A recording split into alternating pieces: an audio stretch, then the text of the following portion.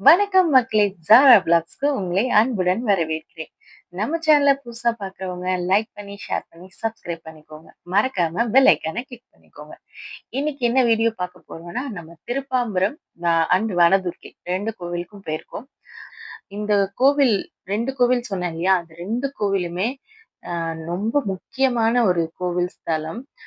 கண்டிப்பா யூஸ்ஃபுல்லா இருக்கும். உங்களோட ஃப்ரெண்ட்ஸ்க்கும் இந்த வீடியோ ஷேர் பண்ணுங்க. இந்த கோயிலுக்கு போயிட்டு வந்தா கண்டிப்பா நம்மளோட வாழ்க்கையில பெரிய மாற்றம் கிடைக்கும். இது வந்து 100% நீங்க நம்புங்க. இப்ப வாங்க நம்ம வீடியோக்குள்ள போலாம். இந்த கோயிலுக்கு போகக்கூடிய பாதைய பாருங்க. எவ்ளோ ஒரு நல்லா இருக்கு. பச்சை பசேல்னு 2 பக்கமும் மரங்கள், அதுவும் வயதான மரங்கள். பார்க்கவே நல்லா இருந்துச்சு. அப்படியே நாங்க திருப்பாம்பரம் கோவிலுக்கு நான் இது வந்து 3 டைம் வரேன். ஃபர்ஸ்ட் டைம் மேரேஜ் பண்றதுக்கு முன்னாடி வந்தேன். அதனால தான் நான் சொன்னேன் 100% இந்த கோவிலுக்கு வந்தா நல்லது நடக்கும் அப்படின்றது. நீங்களும் வந்து பார்த்தீங்கன்னா, உங்களுக்கு உங்க வாழ்க்கையில நெறைய மாற்றங்கள் கிடைக்கும். இப்ப வாங்க நம்ம கோவிலுக்கு போகக்கூடிய நுழைவாயில பாருங்க. பார்க்கும்போதே மெய் சிலுக்கும். அவ்ளோ ஒரு அழகா அந்த ராகு கேது, அந்த பாம்போட அந்த நுழைவாயில்ல நம்ம உள்ள நுழையணும். அந்த பாம்புருநாதர் கோவிலுக்குள்ள போனோம்னா, அந்த கோவில்ல நெறைய இந்த கோவிலோட தலபுராணத்துல முதன்மையா சொல்றது வந்து, ஒரு நாள் விநாயகர் வந்து சிவபெருமான வழிபட்ட போது, அந்த சிவபெருமான் கழுத்துல இருக்க பாம்பு என்ன நினைச்சுச்சாம், விநாயகர் வந்து தன்னை தான் வணங்குறாரு அப்படின்னு சொல்லிட்டு அதுக்கு ஒரு தவறான எண்ணம் வந்திருக்கு. சிவபெருமான் அத வந்து தண்டிக்கும் விதமா அந்த பாம்புக்கு வந்துட்டு சாபம் அளிச்சிடுறாரு.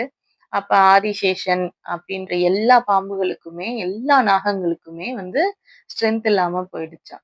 அப்ப அந்த சாபம் வந்து நிவர்த்தியாக வந்து இந்த ஸ்தலத்துக்கு ராகு, கேது எல்லாத்துக்குமே வந்துட்டு ஒரு மாலை நேரத்துல அந்த சாப விமோச்சனம் கிடைச்சுச்சாம். அதனால இந்த கோவிலுக்கு வரும்போது கூட ஈவினிங் டைம்ல வந்து தான் அந்த பரிகாரங்கள் எல்லாமே பண்றாங்க. இந்த டெம்பிள்ல பரிகாரம் பார்த்தீங்கன்னா, ராகு, கேது தோஷம், நாக தோஷம், அப்புறம் கலத்திர தோஷம், ஆ சந்ததி தோஷம். அதாவது குழந்தை இல்லாதவங்க, கல்யாணம் ஆகாதவங்க, இதுக்கு எல்லாமே வந்துட்டு நிவர்த்தி கிடைக்கும். பரிகாரம் பண்ணலாம்.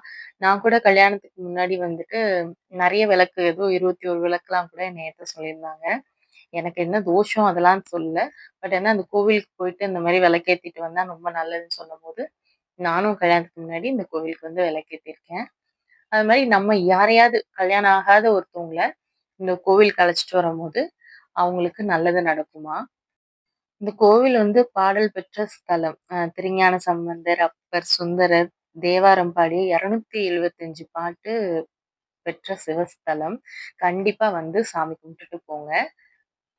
நம்ம நெக்ஸ்ட் வந்திருக்கிறது கதிராமங்கலம் வனதுர்க்கை. இந்த கோவில் வந்து தஞ்சாவூர் டிஸ்ட்ரிக்ட் கும்பகோணத்துக்கும், மயிலாடுதுறைக்கும் இடையில இந்த கோவில் இருக்கு.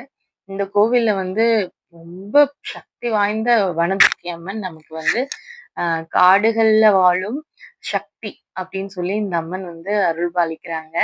இந்த கோவில்ல வந்து அகஸ்தியர், மார்க்கண்டேயர் எல்லாமே வந்து வழிபட்டிருக்கதா சொல்றாங்க. இங்கேயும் திருமண தடை, குழந்தையின்மைக்கு, அந்த குடும்ப அமைதி, தொழில் முன்னேற்றம், டாக்டருக்கு படிக்கணும்னு வேண்டிக்கிட்டு அவங்கலாம் டாக்டர் ஆனவுனே எல்லாரும் வந்து ஸ்டெத்தஸ்கோப் மாட்டியிருக்காங்க. அ என்ன படிக்கணும்னு வேண்டுறீங்க? என்ன கேட்டாலும் இந்த துர்க்கை அம்மன் கண்டிப்பா நிறைவேத்தி வைக்கிறாங்களாம். நீங்க திருக்கடையூர் போயிட்டு வந்தீங்கன்னா, கண்டிப்பா இங்க வந்துட்டு போனா, அந்த திருக்கடையூர் வந்துட்டு போன பலன் வந்து உங்களுக்கு 100% கிடைக்குமாம்.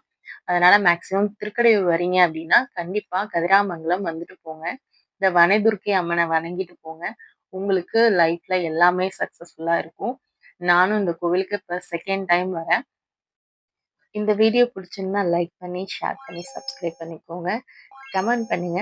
மறக்காம பெல் ஐக்கான கிளிக் பண்ணிக்கோங்க. Thank you friends.